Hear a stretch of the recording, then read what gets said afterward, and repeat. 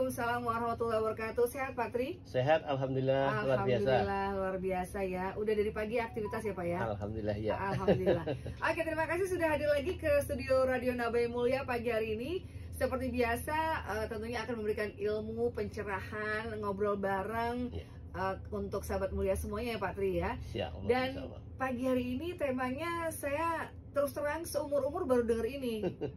Kata-katanya ini saya juga baru dengar. Kayaknya saya kurang baca banyak ya Pak Tri ya. Tema kita pagi ini adalah tacit knowledge. Tacit knowledge. T-A-C-I-T knowledge ya. Nah, sebelum kita bertanya-tanya lebih banyak lagi, ini poin yang utama nih, tacit knowledge. Boleh dijelasin Mbak apa itu? Terima kasih Mbak Ulfa. Jadi tacit knowledge itu kan bagian dari sebuah ilmu yang ada di dalam filsafat ilmu ya. Dalam bagian ini ada 3 yang orang itu bisa ambil suatu ilmu. Yang pertama adalah explicit knowledge. Explicit knowledge itu sering dengar ya. Sering ya. Itu yang kita sebut dengan segala ilmu yang bisa didokumentasikan dalam bentuk buku, jurnal, ataupun dalam bentuk apa namanya video, kemudian bisa juga dalam bentuk file-file itu ya, kemudian bisa PowerPoint dan seterusnya ya, bisa didokumentasi. Dan itu mudah untuk bisa diduplikasi, ditransfer ke orang lain. Iya. Explicit knowledge. Sehingga kita sekolah, kita belajar pelatihan, kita belajar apalagi kursus ya, itu bisa mentransfer tentang ilmu itu. Nah, ini explicit knowledge. Belajar nyetir mobil, kemudian belajar bengkel, itu bisa. Nah, artinya untuk orang jadi dokter maka kuliah di kedokteran. Itu explicit knowledge. Nah, sekarang yang berikutnya ada yang disebut dengan implicit knowledge. Implicit knowledge itu sesuatu ilmu yang di sini berkaitan dengan khas atau sesuatu yang sifatnya dia ini menjadi ciri dari seseorang, yaitu unggulan-unggulan seseorang. Jadi orang tidak bisa dengan mudah mengakses implicit knowledge ketika dia tidak dalam posisi melakukan sebagaimana orang itu. Nah, masing-masing orang sudah dibuat beda oleh Sang Maha Pencipta. Kan gitu. Langsung dari pencipta ya. Betul, limited edition setiap manusia itu. Nah, misalnya apa? Contoh yang bisa kita lihat misalnya ketika Mbak Ulfa jadi seorang penyiar. Nah, itu kan bisa storyteller ya. Bisa menyampaikan sesuatu yang mungkin orang lain dalam membuka acara gitu. Itu kata atau kalimatnya sama, tapi Mbak Ulfa bisa menambahi sesuatu yang justru ini jadi sesuatu yang khas dari Mbak Ulfa. Itu intonasinya, kemudian suara getaran yang ada ini, kan ini sesuatu yang implicit knowledge. Dan itu sebetulnya bisa dipelajari, tapi prosesnya lebih panjang lagi. Nah, sehingga itu hal yang istimewa seorang MC, seorang pembicara publik ya, itu posisinya bisa seperti itu, apapun profesinya ya. Ini hanya for example, contoh. Nah, kemudian yang berikutnya adalah tacit knowledge tadi. Jadi tacit knowledge itu posisinya ketika apa yang kita ajarkan itu tidak dalam bentuk yang ada didokumentasikan, itu pasti menghasilkan sesuatu yang tidak dalam bentuk sama dengan yang mengajarkan. Jadi misalnya saya seorang chef ya, seorang chef yang masakan saya ini saya transferkan ke Mbak Ulfa. Misalnya Mbak Ulfa mau belajar masak, saya ajari cooking class dalam bentuk seperti itu ya.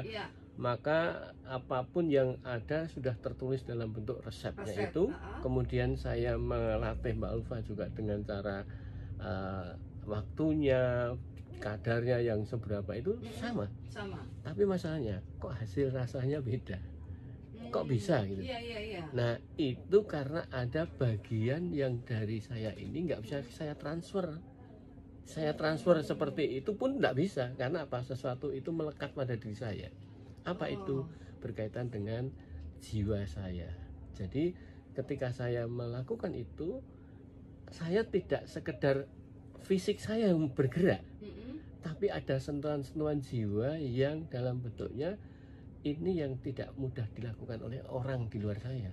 Maka seorang seniman, seorang dokter dengan penuh menjiwainya ini, makanya ada unsur gravitasi yang berbeda ketika dia ini menularkan sesuatu atau menyampaikan sesuatu kepada dia. Itu sama enggak Pak dengan gift gitu? Gift dalam bentuk seperti apa maksudnya? Emang ini sudah karunia Tuhan, karunia Allah, ya kamu ada something itu gitu. Kalau itu tadi implisit. Maksudnya ke sana ya? Tapi kalau ini yang namanya tacit knowledge, itu sifatnya adalah apa yang dia lakukan itu ada unsur-unsur insting yang ada pada diri seseorang, ada kejiwaan yang masuk di situ sehingga jadi beda lagi nih. Beda. Makanya begini, ada satu peristiwa Mahatma Gandhi ketika ada seseorang menyampaikan pada dia, seorang ibu menyampaikan pada Mahatma Gandhi, wahai Mahatma Gandhi, ini anak saya itu kebiasaannya makan garam. Jadi garam itu didudul-dudul dimakan, suka enggado garam gitu. Ini kan nggak baik kalau kebiasaan seperti itu. Lalu saya nasihati berkali-kali nggak mempan dia. Terus kemudian Mahatma Gandhi menyampaikan pada ibu tadi, kalau hari ini saya nggak bisa menasihati dia, maka tunggu 1 minggu. Nah, tunggu 1 minggu, datanglah ke sini, gitu kan? Oke. Lalu dia ikuti seperti itu. Minggu berikutnya datang dia dengan anaknya itu. Kata yang disampaikan Mahatma Gandhi apa? Nak, jangan banyak makan garam. Bedanya sama minggu lalu apa tuh? Minggu lalu dia nggak mengatakan apa-apa. Iya, makanya. Yang terjadi apa? Kata-katanya cuma singkat. Yang kemudian anak itu setelah pulang dari situ nggak makan garam seperti itu. Apa yang terjadi? Kok bisa seperti itu? Karena powernya Pak Mahatma Gandhi kah? Powernya dia itu kenapa? Karena saat dia mau menyampaikan itu, dia juga makan garam. Maka untuk menasihati dia dalam kondisi yang suka makan garam, saya harus tidak makan garam. Artinya dalam 1 minggu itu dia latihan untuk berhenti makan garam. Gitu. Yang mengandung garam-garam itu. Sama-sama cuma mau bilang nggak, kamu jangan makan garam. Kenapa nggak minggu kemarin waktu dia datang pertama gitu loh untuk bilang itu? Berarti butuh waktu seminggu untuk dia tidak melakukan tidak melakukan apa yang dia nanti nasihatkan. Artinya bahwa yang namanya tacit knowledge itu ada berhubungan dengan antara jiwa dan fisiknya itu harus linear, harus sejalan. Sejalan.